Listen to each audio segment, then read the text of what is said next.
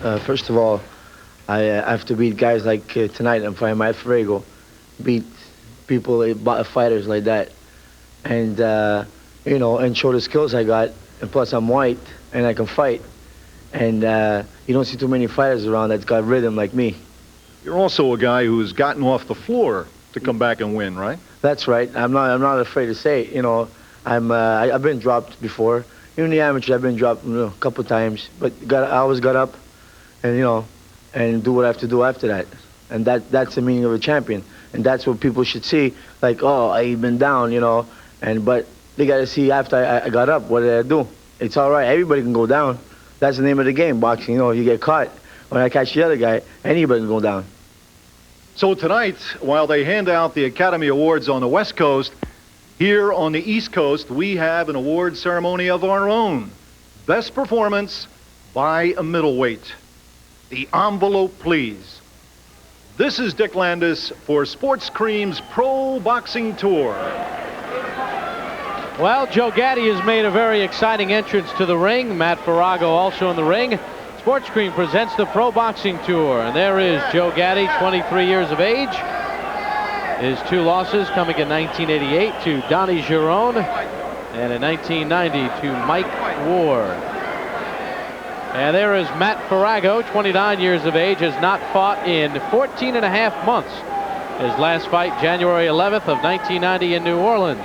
Here's the tail of the tape brought to you by Schlitz Malt Liquor. Gatti, much taller, 5'11" to 5'7". You see the weights, Gatti at 158 pounds, but it's much more solid than Farrago. And the reach advantage for Gatti at 73 inches to Farrago 70. Gatti at 23, Farrago at 29. Here's our ring announcer, James Murata. Now, ladies and gentlemen, for Sports Cream's Pro Boxing Tour, this is your main event. This bout is approved by the New Jersey State Athletic Control Board, the Honorable Gerald Gormley, Chairman, Richard Harrison and Gary Shaw, members of the board, Larry Hazard, Senior Commissioner. Chief physician in attendance at ringside this evening is Dr. Earl Shaw. He is assisted ably by Dr. Eric Wormser and Dr. Tomas Ortiz. Judges, Deborah Barnes, Al DeVito, and Eugene Grant. Counting for the knockdowns is alternate referee Randy Newman. The timekeeper at the bell is Roosevelt Gilbert. And in the ring at this time, the man in charge of this bout, referee Joe Cortez. 10 rounds of boxing in the middleweight division. Introducing first, in the red corner, from Coram, New York. He is wearing black trunks trimmed in gold. He has a professional record of 25 wins, only 1 loss, 1 draw, 11 big knockouts. He weighs in at 157.5 pounds. Here is the Beta Bomber, Matt Farrago.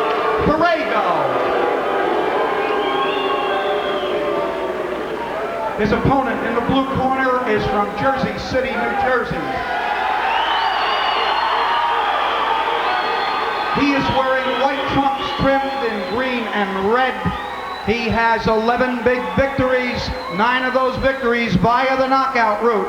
He weighs in this evening at an even 158 pounds. Here is Lightning Joe Gatti. 10 rounds of boxing. All right, gentlemen, the rules were given to you both earlier. I want a good, clean fight. Obey my commands at all times. Shake hands. Good luck to both of you. Good luck. All right, we're set to go. Joe Gatti with his fans from Jersey City, not far from here. There is Gatti, Canadian Golden Gloves champion, began fighting in the United States regularly in 1990, and Matt Farrago, who is quite thick around the waist. He has taped on his shorts, Farrago, in the black trunks, after needing representation. He took off the entire 1989 year to make the movie Silk City. He owns a women's health club in Shirley, New York, and he is a science teacher at Sagamore Junior High in Long Island.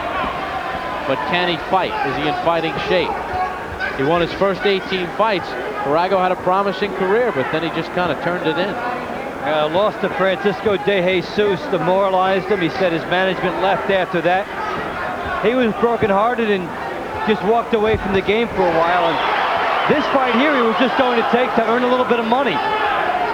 thought he would lose. And then after a couple of days of training, figured he might have something left, and he turned it up a notch. Let me ask you something. How much training do you think he actually did? Well, I'm sure he did enough that he pleased himself, but to get into prime condition, probably not enough. Hey, you don't just pick it up after 14 months and regain peak form. What you hope to have carried into it is the smarts to overcome the apparent lack of conditioning. Gatti in the white trunks, Farrago in the black and gold. Round one, this one is scheduled for 10. Gatti has 9 of his 11 wins are knockout. That's 82%. He has 2 first-round knockouts, so we'll keep our eye on that.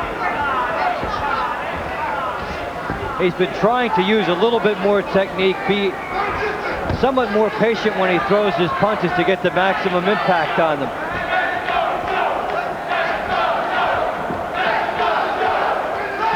Chance of let's go Joe. That's a good stiff jab there by Farrago. And you'll hear the crowd. There's a couple of ticket sellers, especially Gatti.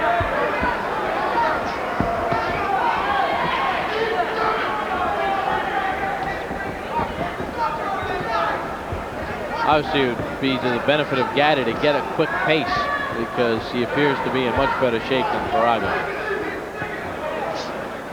Always a good idea against opponents coming in with long layoffs. Not only do you get them tired, but you don't let them get into the flow of the fight, maybe make them question why they came. However, if the fight goes a long time, then the fighter who's been away may get some confidence. Final 20 seconds of round number 1. This bout is scheduled for 10. These are middleweights. Joe Gatti out of Jersey City in the white. Matt Farrago out of Gorham, New York in the black. Round number 1 in the books.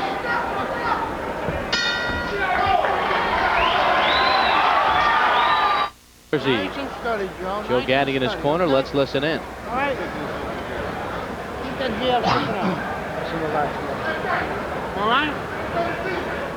stay up too high. Don't stay up too high. Let's go. Take it down. Let's go. Don't stay up too high. And we get set for the start of the second round. Joe Gatti and Matt Farrago. Farrago, a 1985 graduate of Cortland College. His mom is a teacher. His father is a physical therapist. One of his brothers is in med school. His other brother is a chiropractor. And Matt is a teacher at high school. But right now, Gatti is teaching the lesson. Gatti showing good hand speed there and the ability to move away.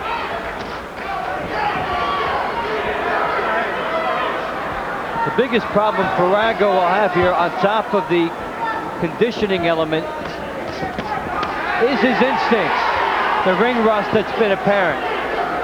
Seeing an opening and then being a split second behind when you try to throw a punch.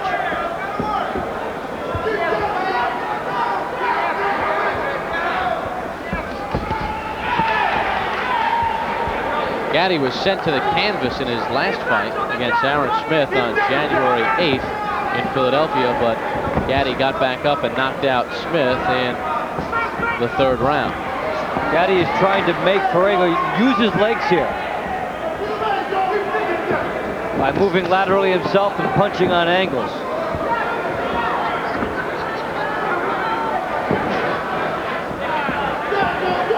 Gatti has strung together 3 straight wins. The win over Aaron Smith, Bernardi Macchione. That was an impressive win as Farrago goes into the ropes.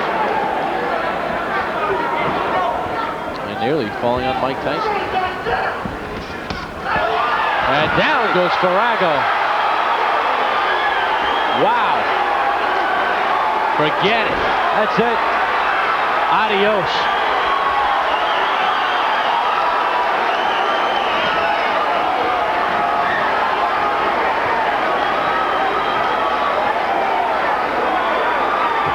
Well, Joe Gatti now has 7 second-round knockouts. You just can't pick it up where you left off. Idle period usually turns out to be detrimental. Gatti turning and showing some good hand speed. 142 of round number 2. Wow, and Farrago went down. Some lightning quick punches and with excellent leverage. Gatti got everything into these shots. Let's take a look at it again. One shot is all it took. An example of how speed is power. You're seeing Farrago now. The turn by Gatti, the two shots. The right hand, the left hand, immediately behind each other. Both were crossing shots, and in succession, spelled the end. He'll turn into this shot. Really, it was that left hand. Man. And the right set it up, and the left hand came across with a snap. Now, we've seen Gatti in previous fights take a lot of punches to put opponents away. Here, two bombs, one more effective than the other, and that was it. Well, Matt Farrago, who had not fought in 14.5 months, may want to think about not doing it again for a long time. He's blistered by Joe Gatti, knocked out at 142 of round number 2, and Farrago is back up, and maybe it was a shot to the temple that left, because Farrago seems okay now. And the way he went down, you would think it was more severe. He never could get his equilibrium back. Tremendous shots here by Gatti. Let's see. Let's see if the right hand does it. We'll see it in real time. Yeah. That was a push into the ropes. That was 2 seconds earlier.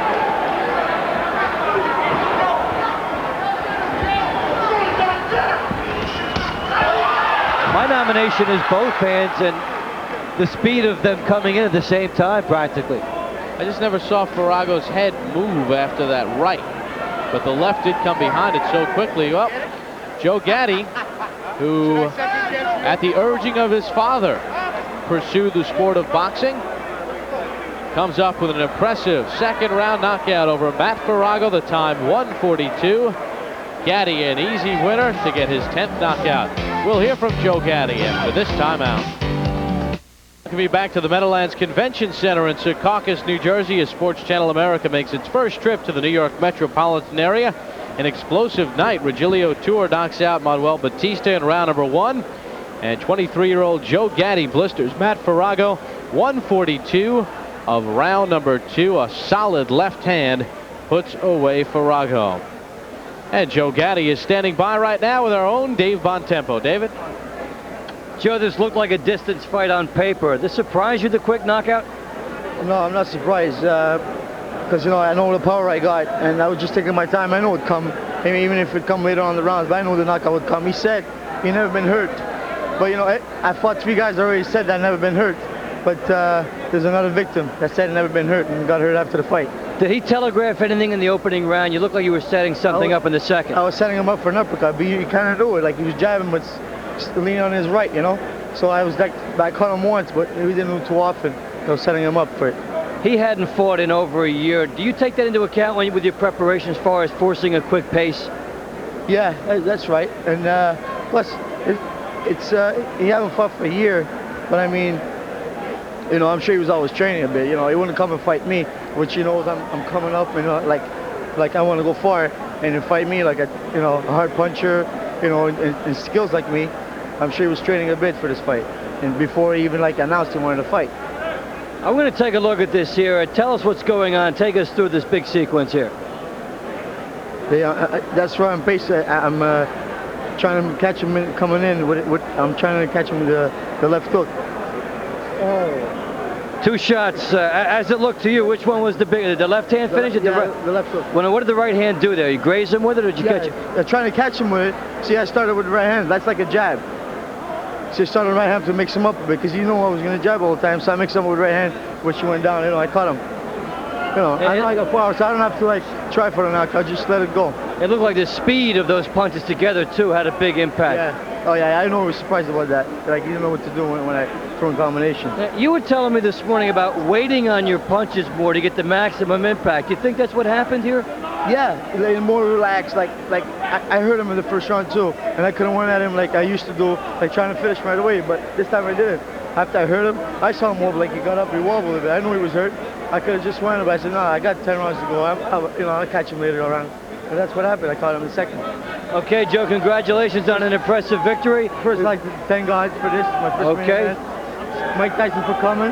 And I wish good luck to Matthew Hilton fighting tomorrow. Okay, everybody, Joe Gatti's best to all of them, and he'll continue on. We'll take it back to Bob at ringside. All right, he referred to Matthew Hilton, his brother-in-law and former world champion, who he does work with. Joe Gatti gets his 10th knockout. He is now 12-2. He stops Matt Farrago at 142 of round number 2. We now pause for a